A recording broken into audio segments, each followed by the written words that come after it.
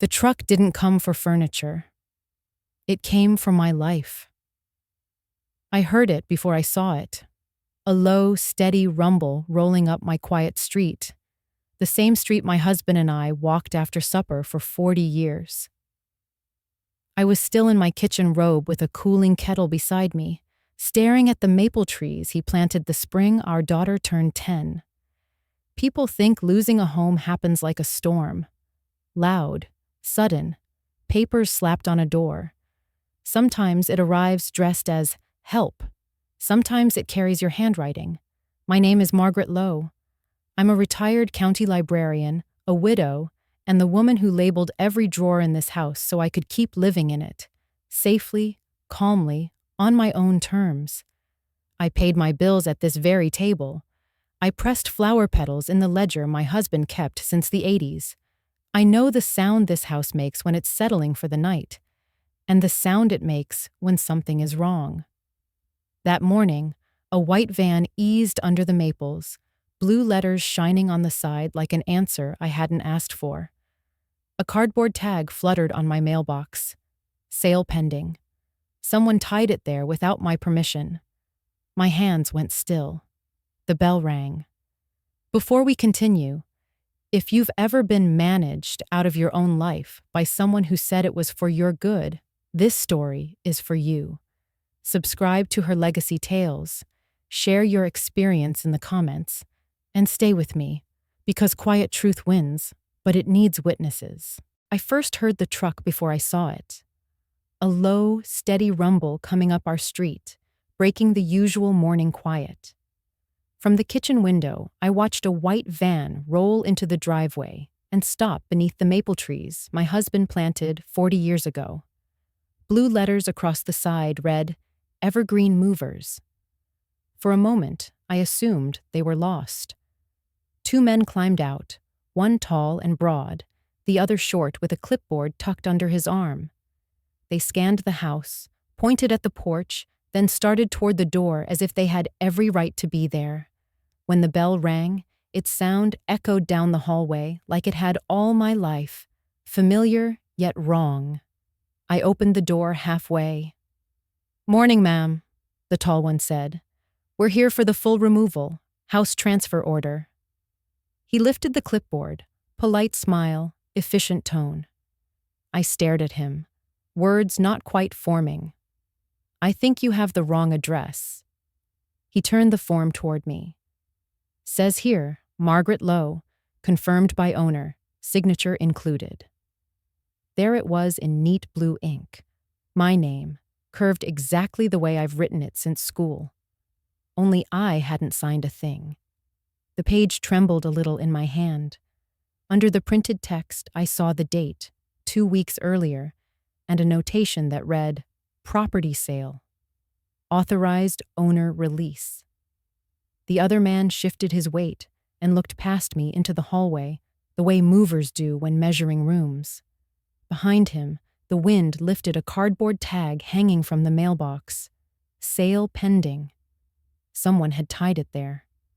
"I'm sorry," I said, my voice steadier than I felt. "There must be an error. No one has permission to remove anything from this house." The taller one nodded uncertainly.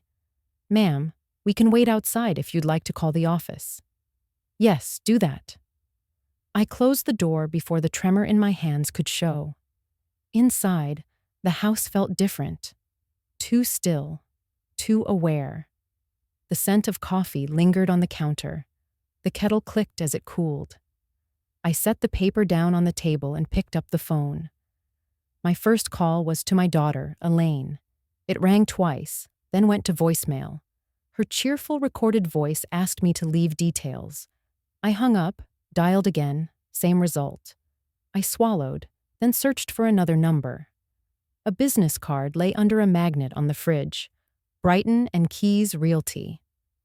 I had found it in my mailbox last week and assumed it was advertising. A woman answered on the second ring, brisk and pleasant. "Brighton and Keys Realty, this is Lydia." "Hello," I said. "My name is Margaret Lowe. There's a sale pending sign outside my home, and movers just arrived saying the property was sold. Could you check that, please?" She hesitated only a second. "Of course. What's the address?" I gave it. The clicking of a keyboard followed, then a softer voice. "It shows under contract. Closing date Friday. Signed by Margaret Lowe. Power of attorney, Elaine Lowe." I closed my eyes. "That's my daughter.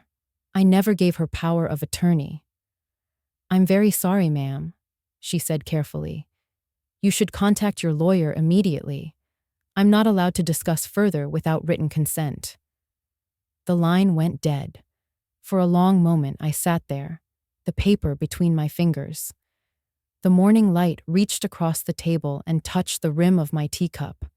Steam rose, then vanished. My husband used to say that sunlight never lies. It shows everything exactly as it is. I wished I didn't have to see this clearly. I went to the study where we kept our documents. The drawers smelled faintly of cedar. Inside, neat folders labeled insurance, tax, property. Except the one marked house deed was gone.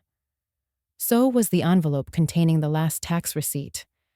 My pulse ticked with the same rhythm as the clock on the wall. Slow, deliberate, unhurried, but relentless. I heard footsteps creak near the stairs. The movers, probably wondering if they could continue. "Please wait outside," I called. My voice surprised me. It sounded composed, almost distant.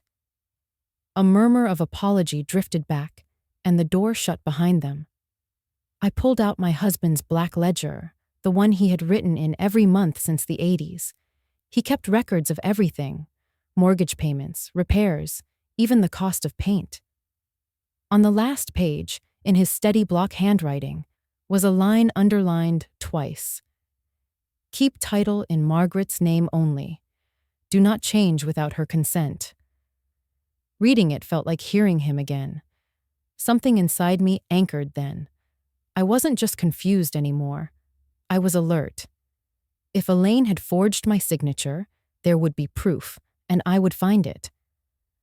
I opened a fresh notepad and began to record details: the company name, arrival time, license plate, what they said, what I saw. I knew this house better than anyone. Every drawer, every nail, every sound at night. It was mine in the quiet way that years make things yours. The movers lingered near their truck, smoking, glancing at the house like it might explode. Finally, they drove off, gravel crunching beneath the tires, leaving only the faint diesel smell behind. I locked the door and turned the bolt twice. The keys felt heavy in my palm. I sat again at the kitchen table and looked around.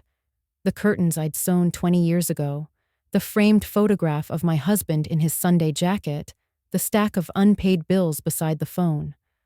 All ordinary things.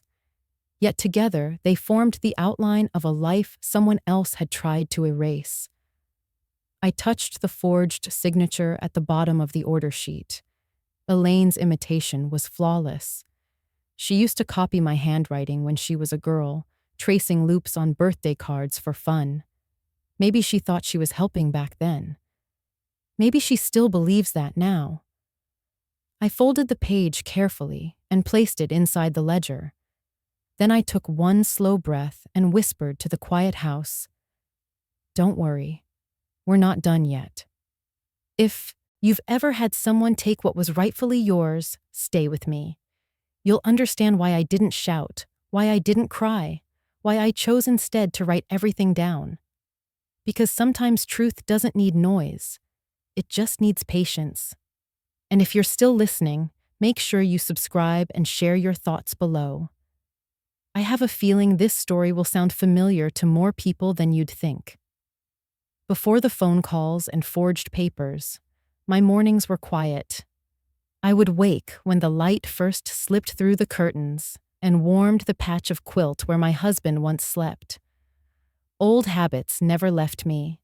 I still brewed 2 cups of tea out of routine. One for me, one that went cold beside his empty chair. The house had always been my world. My husband, David, built it when we were newly married, hammering boards on weekends after long shifts at the post office. Every nail, every window latch had his patience in it. He used to tease me for labeling drawers and shelves, calling me the librarian of our own museum. That wasn't far from truth. I'd worked 35 years at the county library before retiring, surrounded by the same order and silence that filled this house. After he passed, I believed time would slowly soften the edges of his absence. It didn't. Days stretched too long, evenings came too soon, and the phone stayed mostly quiet, except for Elaine's occasional calls. She lived an hour away with her husband, Jeremy, and their teenage son. When she called, her tone was always brisk, full of tasks and reminders. Eat well, sell the car, maybe think about downsizing. I told her I was managing fine. She never seemed convinced. Elaine had grown into a woman who disliked hesitation. She liked numbers, plans, results, traits she inherited from David's side. But where he used those things to build, she used them to control. Still, I loved her fiercely. When she visited, I'd cook her favorite stew and listen to stories about her job in finance, pretending not to notice when she glanced around the house as though calculating its worth. One Sunday, months after David's funeral, she arrived with a leather folder.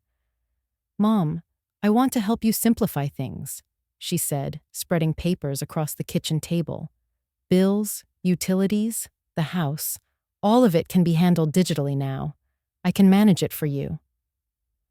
I smiled, grateful but tired. "I appreciate it, darling, but I'm used to doing things my own way." She pressed, gently at first. "It's safer this way. You just sign a few forms, and I'll take care of the rest." Her tone softened into daughterly concern, but her eyes stayed sharp. I promised to think about it, though I never intended to sign. A week later, she brought flowers, tulips just beginning to open. They looked lovely beside David's photograph. We spent the afternoon sorting old clothes for donation, laughing at fashion choices from decades past. For a moment, it felt like we had found our rhythm again, mother and daughter working side by side. When she left, she hugged me tighter than usual and said, "You'll thank me soon, Mom." I thought she meant for the flowers. Those months drifted in gentle repetition. I tended the garden, paid bills at the kitchen counter, volunteered at the library's reading club on Thursdays. Neighbors stopped by with fresh bread or gossip about the mayor's new project. Nothing seemed out of place until small things began to slip. One morning, the property tax envelope didn't arrive. Then a bank statement came addressed to Margaret Lowe and/or Elaine Lowe. I assumed it was a clerical error and tossed it in the drawer. Another week, another letter. This time from an insurance company I'd never contacted. Each sign was tiny, forgettable on its own, yet together they hummed with unease. When David was alive, he handled numbers. I handled meaning. He once told me, "If something feels wrong on paper, it probably is." Those words came back like a whisper as I stacked unopened mail. I didn't know then that Elaine had already found a way to turn that feeling into proof against me. In the evenings, I sat by the window watching porch lights flicker on along the street. Families gathering for dinner, laughter floating through open windows. Sometimes Elaine would text a photo of my grandson at a school event, adding, "Wish you'd move closer, Mom." I'd type a kind reply, something about next summer, and leave it unsent until morning. I didn't want to sound lonely. Looking back, I see how easy it was to mistake distance for independence. I believed giving her space was love. She believed silence meant permission. Between us, misunderstanding bloomed quietly, like mold behind wallpaper, unseen until it spread too far. The night before the movers came, I remember closing the curtains and whispering goodnight to the house the way some people talk to God. If I'd known what morning would bring, I might have stayed awake all night guarding every door. But I slept, trusting in paper walls and blood ties, unaware that one signature could open both. After the movers left that morning, I sat for nearly an hour without moving. The teacup had gone cold, but its faint ring on the table stayed warm under my hand. Outside, sunlight slid between branches, catching on dust that floated like slow snow. Everything looked ordinary, which made the danger feel worse. Real trouble, I've learned, never announces itself with thunder. It arrives dressed as paperwork. I gathered every envelope on the counter and began sorting. Bank statements, pension forms, community newsletters. One envelope was thicker than the rest, marked confidential, property division notice. Inside, a printed letter from the county registrar confirmed a title transfer request filed 2 weeks prior. It listed authorized representative, Elaine Lowe, power of attorney. My breath shortened. Each line was polite and final, as though the decision already belonged to history. I called Elaine again. This time she answered on the second ring. "Mom, I was just about to call you. Did the movers show up? Don't panic, it's all handled." "All handled?" I repeated. "By whom?" "By me, of course. The buyers wanted to finalize sooner, so I moved things along. You'll be comfortable, I promise." Her words sounded rehearsed, every sentence smoothed of emotion. "Elaine," I said quietly, "you sold our home. It's for the best. You can't maintain that place alone." My throat ached. "You used my name." "I used what Dad left me, the right to help you. Remember the hospital papers?" "I remember signing consent for his surgery, not a deed transfer." She sighed, weary, like I was the unreasonable one. "Let's not make this difficult, Mom. It's done." Then she hung up. The click of the line echoed louder than any argument could have. I sat with the phone pressed to my ear long after the dial tone vanished. By afternoon, I decided I needed help. I walked to the local bank, a 10-minute stroll I'd taken for years. The familiar bell over the door chimed as I entered. Behind the counter stood Mr. Harris, a middle-aged clerk with kind eyes and a voice that never hurried. "Morning, Mrs. Lowe. Haven't seen you in a while." "I wish today were just a friendly visit," I said. "I need to check something unusual." He guided me to a small desk near the window. When I explained about the letter and Elaine's claim of power of attorney, his eyebrows lifted. "That's serious," he said. "Do you mind if I check your account access?" He typed for a moment, then frowned. "Your daughter's name was added as joint access 2 weeks ago. Electronic authorization on file." He turned the screen slightly toward me. There it was again. My signature, perfect loops, steady ink. "I didn't sign that." He hesitated.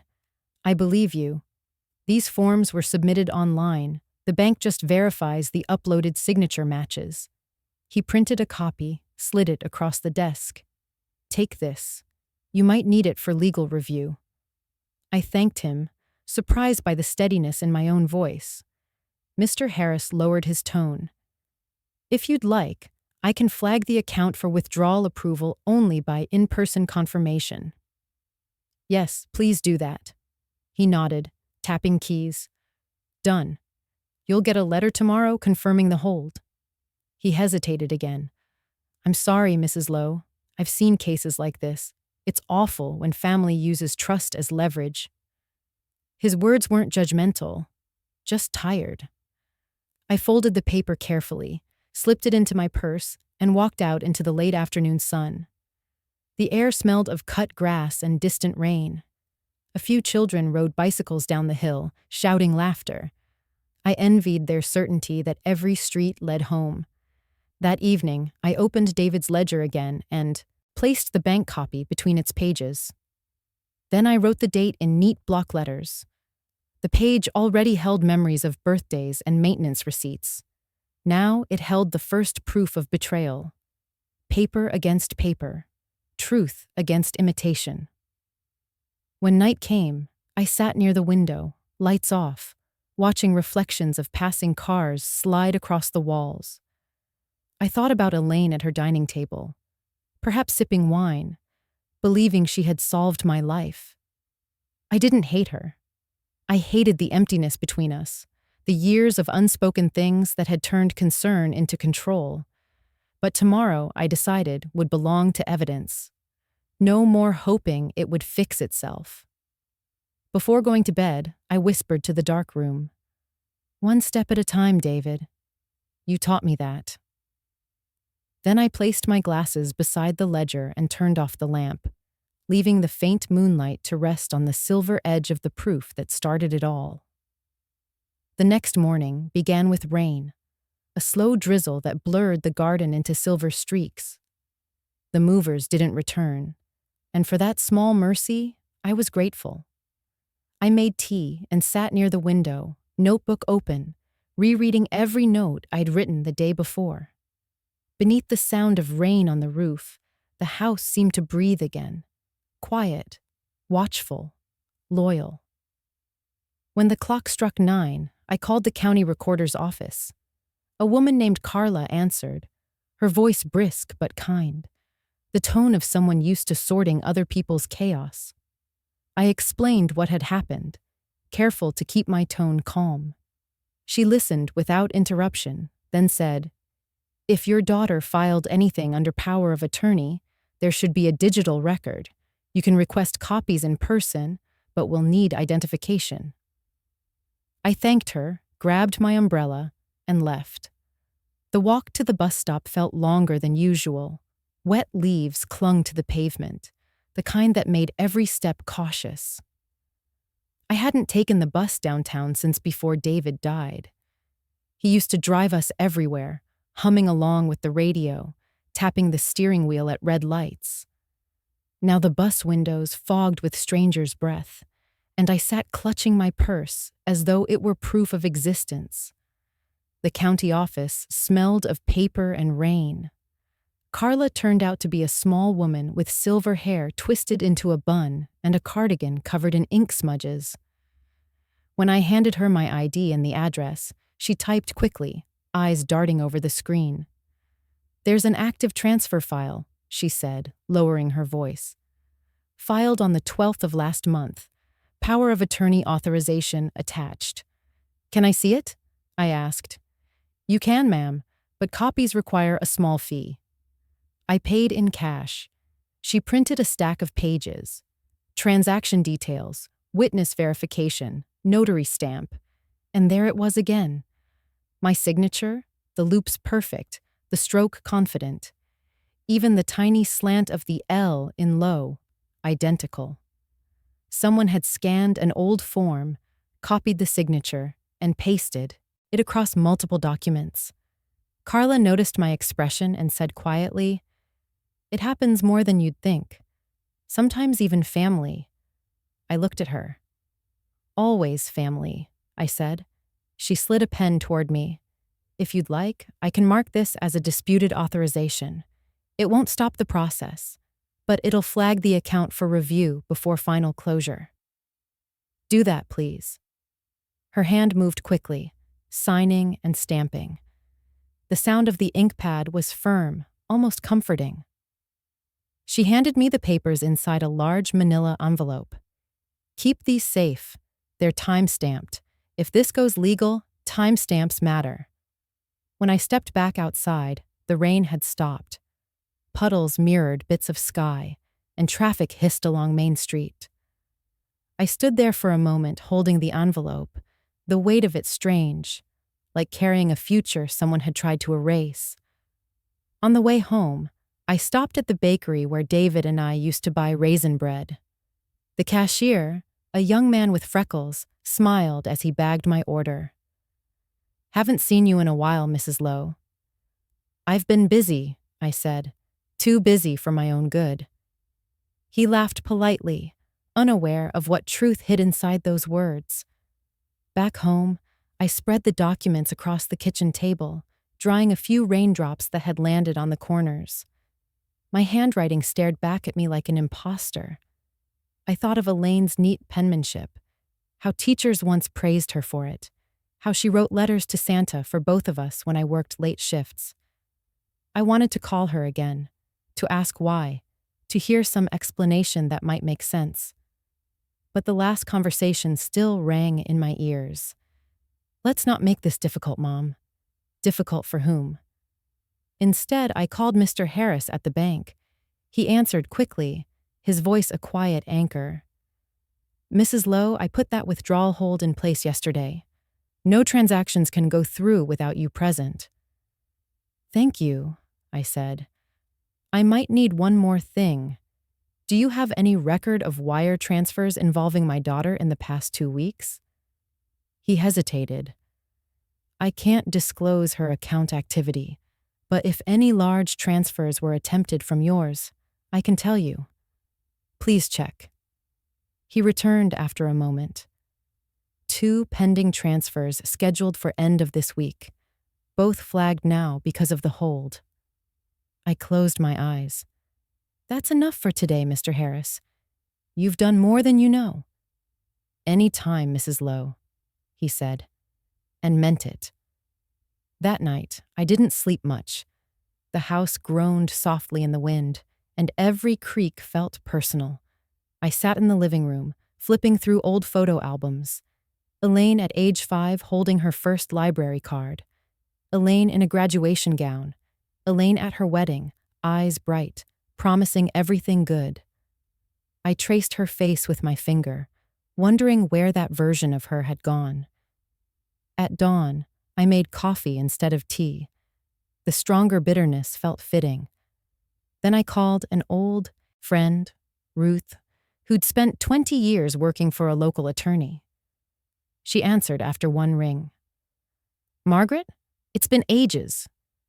I need your advice, I said. Her voice softened. Then you've called the right person. I explained everything, from the movers to the forged signatures. She didn't interrupt, not once. When I finished, she sighed quietly. It's ugly, but you have proof. Do not confront Elaine yet. Let me make a call to my old office. There's a clause in most real estate contracts. Fraudulent authorization voids the sale if caught before closing. Closing is Friday. Then we have time, she said. Bring me the documents today. I did. Her apartment smelled faintly of lavender and law books. She examined each paper, occasionally humming.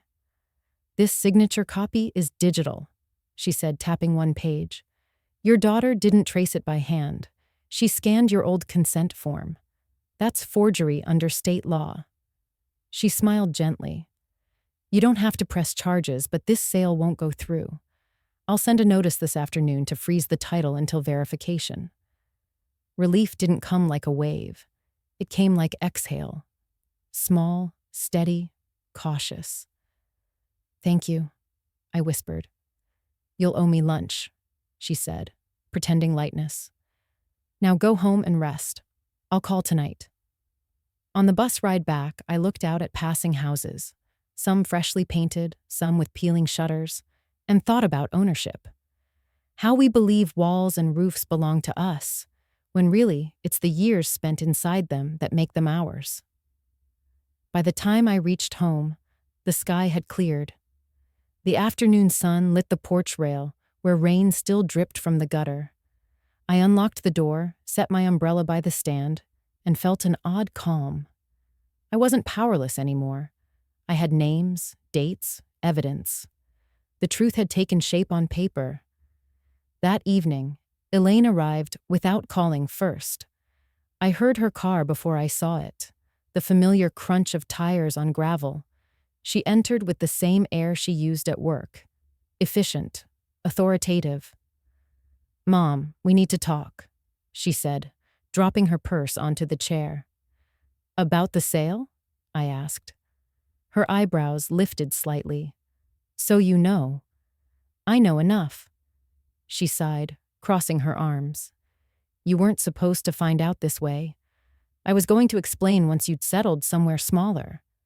I see. Mom, the house is too big for you. It's falling apart. You'll be safer in a new condo. The buyers offered a good price, and I made sure it covers your needs." I studied her face. The same hazel eyes that once lit up when she learned to ride a bike, now dulled by certainty. "You did all that without asking me," I said. She hesitated. "Because you'd say no. That's what consent means, Elaine. The right to say no." Her lips tightened. "I did this for you." I shook my head. "You did it for convenience." She turned away, muttering, "You'll understand one day." "I already do," I said quietly. She stayed only a few minutes longer, pacing, explaining how complicated paperwork forced her hand.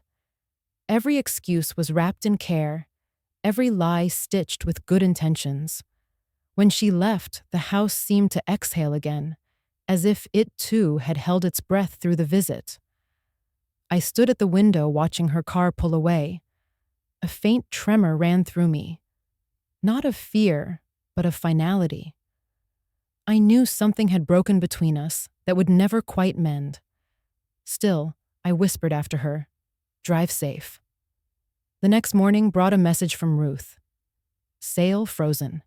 Verification required. You're safe for now. Safe for now." I reread those words over breakfast, the toast untouched. They sounded temporary but solid enough to stand on. In the days that followed, I visited the garden every morning. The roses had started to bloom late that year, pink and defiant. I trimmed the dead branches, the ones too stubborn to fall on their own. Some part of me understood their language perfectly. Cut what no longer holds life. Let the rest breathe again. I didn't hear from Elaine for almost a week. When she finally called, her tone had changed. "Mom," she said, "I didn't realize how serious this would get. The bank's asking questions. The realtor suspended the listing." "You forged my name," I said simply. Silence. Then softer, "I thought I was helping." "Help isn't something you take," I replied. "Can we meet?" "Not today." After hanging up, I sat back and listened to the quiet rhythm of the house, the tick of the clock, the creak of floorboards, the faint hum of the refrigerator. All ordinary sounds, yet each carried a new kind of peace. For the first time in months, I didn't feel like a guest in my own home. I was its keeper again. A week passed before I saw Elaine again. I wasn't sure whether she would come at all, but on a Thursday afternoon, her car pulled quietly into the driveway. The same car David had helped her choose years ago, a silver sedan that looked newer than it was because she cared about appearances that way. When she stepped out, she carried a folder under her arm and wore the careful smile of someone preparing for a negotiation. I met her at the door, not inviting her in just yet. She hesitated, glancing past me into the hallway as if she half expected to find the house empty. "Can we talk?" she asked. "You can talk," I said. "Whether I listen depends on what you've brought." That startled her slightly, though she tried to mask it. She held out the folder. "It's all the paperwork. The listing, the offer, everything. I wanted you to see that I wasn't trying to hurt you." I stepped aside and motioned for her to come in. The house smelled faintly of cinnamon from the bread I'd baked earlier. She always loved that smell when she was young. We sat at the kitchen table. The same one where she'd done her homework, where we'd celebrated birthdays, where David used to read the morning paper. She opened the folder and spread the papers neatly between us. Everything looked official. Logos, signatures, stamps. But once again, my forged name stared back at me in steady blue ink. I reached for one page and tapped the date line. "You signed this 2 weeks after your father's death." "I know," she said quietly. "That's when everything got complicated. You weren't answering your phone, and the realtor said we'd lose the buyer." "So you decided to become me?" Her jaw tightened. I decided to save you from drowning in memories. For a moment, we sat in silence except for the sound of the clock. Outside, a bird landed on the railing and chirped twice, a sound too small to belong in a conversation like this. I folded my hands and looked directly at her. Elaine, the sale is frozen. The county office flagged the file. They'll open an investigation into forged authorization. She paled slightly. Mom, no, you didn't. I did what I had to do. Her shoulders slumped. They could charge me. It was a mistake, not a crime. Mistakes don't come with notarized documents. She started to speak, then stopped, pressing her hands flat on the table. When she finally spoke again, her voice had lost its polished calm. Do you have any idea how scared I've been? You live here alone, in this creaking house, surrounded by memories. I thought if I handled everything quickly, you'd finally be free. You could move somewhere safer. Safer for me, or easier for you? She didn't answer. I leaned back slightly, letting the quiet stretch. I'm not angry, Elaine. I'm disappointed that you thought love meant taking over. Tears welled in her eyes, but didn't fall. I thought I was doing the right thing. Then you'll understand why I have to do the same. I gathered the papers, stacked them neatly, and slid them into a new folder marked with the county seal, one Ruth had given me that morning. I'm placing the house into a living trust, I said. It'll protect it from unauthorized sale. When I'm gone, it'll go to the local library foundation. That's final. Her breath caught. Not to me? Not anymore. She looked down, the color draining from her face. For the first time in months, I saw the child in her, the one who used to hide behind my legs during thunderstorms. Mom, she whispered, please don't shut me out. I'm not shutting you out, I said softly. You locked yourself out when you forged my name. She sat for a while longer, staring at the empty teacup between us. When she left, she didn't slam the door. She just closed it quietly, as though afraid the sound might break something fragile. After she was gone, I exhaled and let my hands rest flat on the table. My heart didn't race anymore. The fear had turned into something steadier. Resolve. I tidied the kitchen, washed the cup, and put everything back in its place. The smallest acts of order can feel like a prayer. That night, Ruth called to confirm the trust documents had been filed. It's airtight now, she said. Even if Elaine tries again, she can't touch it. Thank you, I told her, for helping me keep what's mine. She chuckled. You did most of the work, Margaret. I just filled out the forms. After we hung up, I stood in the living room and looked around. The framed photos, the worn rug, the shelf of David's old gardening books, everything in its right place, everything earned. The following week brought letters. One from the county confirming the frozen sale, another from the realtor offering an apology for the distress caused by miscommunication, and one from Elaine. The envelope was plain, the handwriting shaky. Inside was a single sheet. Mom, I know you think I'm unforgivable. Maybe I am. I didn't mean for it to go this far. I just wanted to feel in control after Dad died. Everything felt like it was slipping away, including you. I see now that I crossed a line. I'll fix what I can. I'm sorry. Love, Elaine. I read it 3 times, not sure what to feel. Regret, maybe. Relief that she'd written it all. But forgiveness is a slow plant. It needs time and patience, and I wasn't ready to water it yet. I folded the letter and tucked it into David's ledger between the proof papers. Everything belonged together there. What was lost, what was found, what was learned.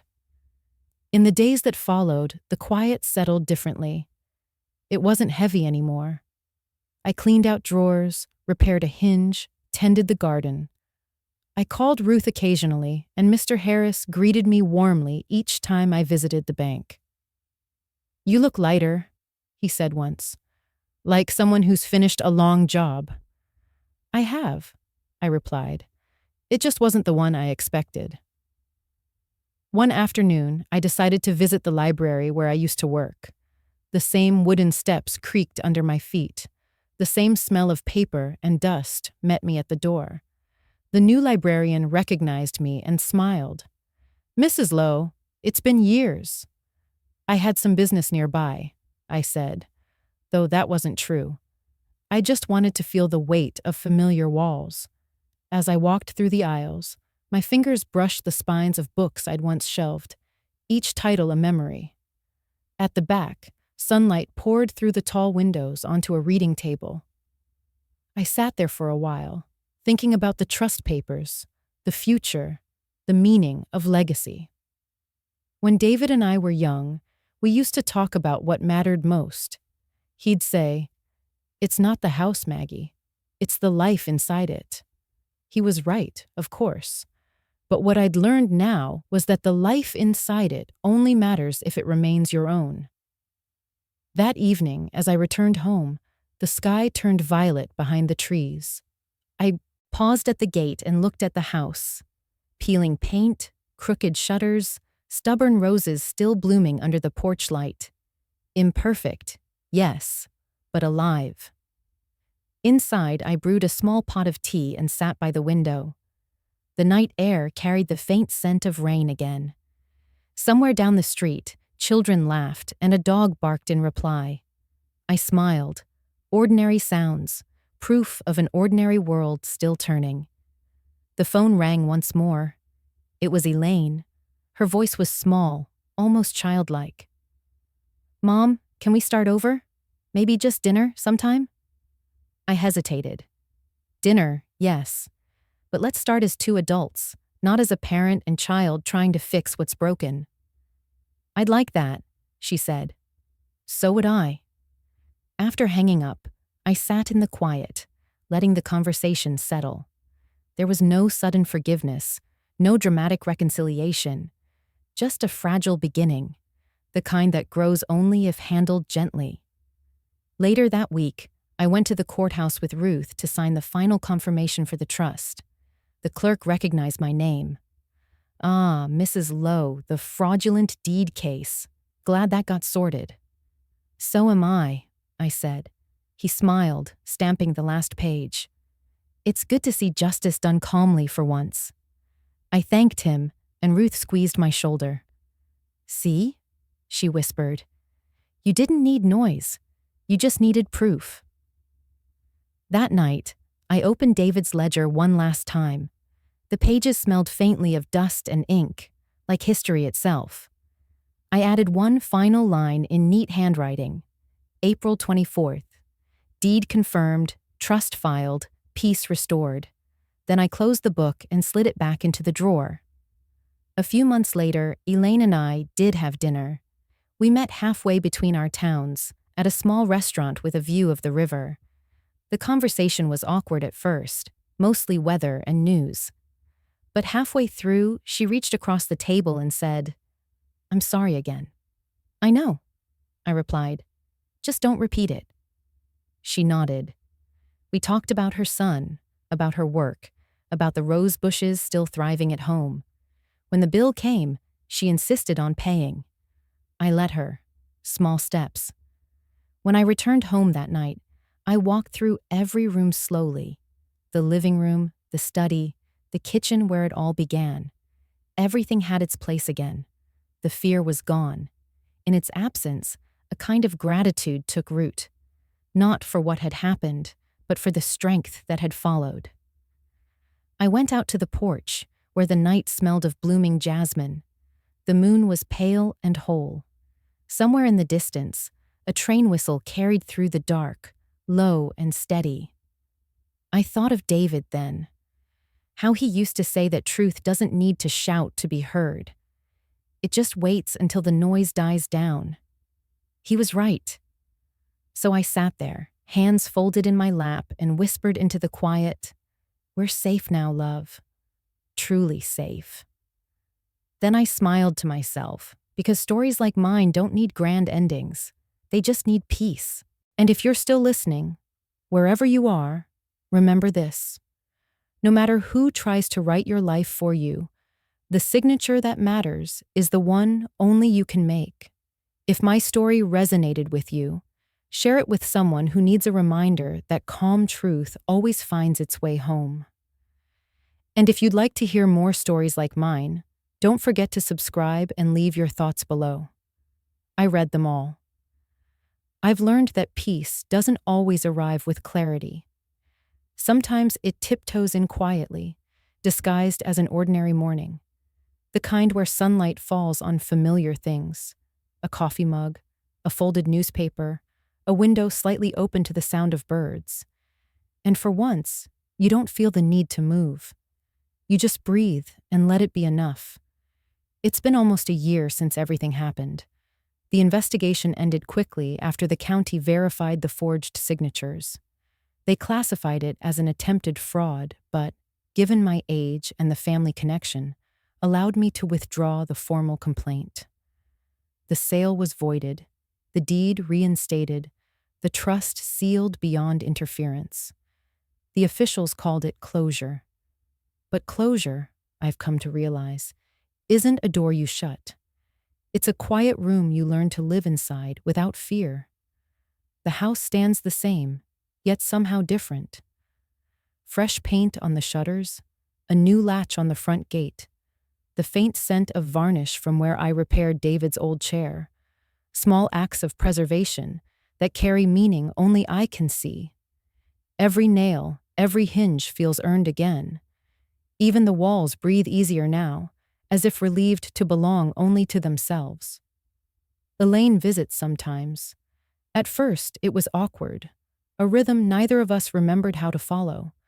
But over time, the silences softened. She brings groceries, sometimes her son, and helps me carry boxes to the attic. She never mentions the sale or the documents. We've reached an unspoken agreement. Some things stay acknowledged by their absence. Once, while watering the garden, she asked if the roses always bloomed this bright. "They do when they're cared for," I said. She understood what I meant. I keep her letter in a wooden box near the fireplace, not out of sentimentality, but as proof that even broken things can be handled gently. Forgiveness hasn't arrived all at once. It shows up in fragments, like the faint scent of lavender after a storm, or the way her voice no longer carries that sharp edge of control. We are both learning the language of distance and return. Some nights I sit in the study and open David's ledger. The final page still reads the same. April 24th, deed confirmed, trust filed, peace restored. But beneath it, I've added a few new lines of my own.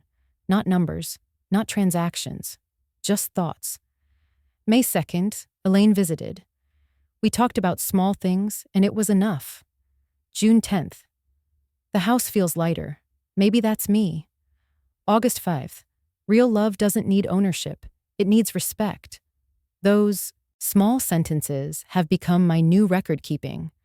Not for lawyers or banks, but for myself. Proof that life goes on quietly, even after the loudest betrayals. Sometimes neighbors stop by and ask about the case. They mean well. Curiosity wrapped in sympathy. I just smile and tell them everything's settled, because it is, in all the ways that matter. Justice doesn't always look like punishment. Sometimes it looks like prevention. Sometimes it's just a mother choosing peace over pride. There's a kind of humility in aging that no one warns you about. You realize how fragile everything is: trust, property, time, and how easily each can be misplaced. But you also realize that what lasts isn't what you can sign over or lose in a file. It's what remains when you finally stop clinging. The laughter in the hallway, the smell of cinnamon on a Sunday, the creak of the same floorboard you've stepped over 1,000 times. That's ownership of another kind. The world outside my window changes faster now. New neighbors, new cars, New faces walking dogs I don't recognize. Sometimes I catch myself wondering how long it will all stay mine. Then I remind myself, it already belongs to memory, and memory doesn't need a deed. I've thought about what will happen when I'm gone. The trust ensures the house will become a community reading center. Children will sit where my dining table once stood, turning pages under the same window where I once watched the rain. Maybe they'll smell old books and wood polish. Maybe they'll find the initials David carved into the beam decades ago. That thought comforts me more than I expected. It means the story of this house won't end. It'll just change narrators. Sometimes, when Elaine visits now, she brings her son. He's grown taller, his voice deeper. He calls me Grandma Maggie and asks to help in the garden. Last week, while planting marigolds, he said, "Mom told me you're giving this house to the library. That's really nice of you." I smiled. "It's not kindness, dear. It's gratitude." He tilted his head, not quite understanding, but smiled back anyway. Perhaps one day he will. On quieter evenings, I brew a small cup of tea and sit on the porch as the sun folds into the trees. The light moves across the walls like water, and I remember David's words. Truth doesn't rush. It arrives when you're ready to see it. I used to think truth was something found in papers and signatures. Now I know it lives in how we respond when those papers are used against us, in how we reclaim what was taken, without letting bitterness take us too. If you were to ask me whether I've truly forgiven Elaine, I'd say this. Forgiveness isn't about erasing what happened. It's about refusing to let it own the rest of the story. And maybe that's what legacy really means. Not inheritance or property, but how we leave others remembering the sound of our calm after the storm. Sometimes I think of the morning when the movers arrived, of the fear that twisted in my chest as they stood on the porch. If someone told me then that a year later I'd sit here at peace, I might have laughed. But life, I've found, has a way of returning balance when you stand still long enough to let it. Now, each night before bed, I walk through the house one last time. I check the locks, water the fern near the window, turn off the lights in the exact same order. Not out of fear, but ritual. Ritual means continuity, and continuity means control, not the kind Elaine tried to take, but the quiet kind that lives in steady hands and clear choices. I pause at the study door before turning off the last lamp.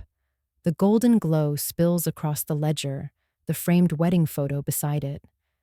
David's smile still holds that half-mischievous curve, as if he knew I'd find my strength when tested. I whisper softly, "We're all right now." Then I let the darkness settle gently across the room. When I finally go to sleep, it's not with worry anymore, but with a steady heart. This home, this peace, this calm, they're mine again. And if you're still here with me, listening to my story, take this with you. Protect what you love, but never let the protection harden you. Stay patient, stay kind. And when life tests your trust, answer it with quiet truth, not noise. Because calm truth, in the end, is what outlasts everything else. If my story reminded you of something you've lived through, or someone you've lost, share it below. I read every comment. And if you'd like to hear more stories from women like me, women who have learned that peace is stronger than betrayal, subscribe and stay with us here, where every story reminds us that legacy isn't what we leave behind, but what we live with grace until the very end.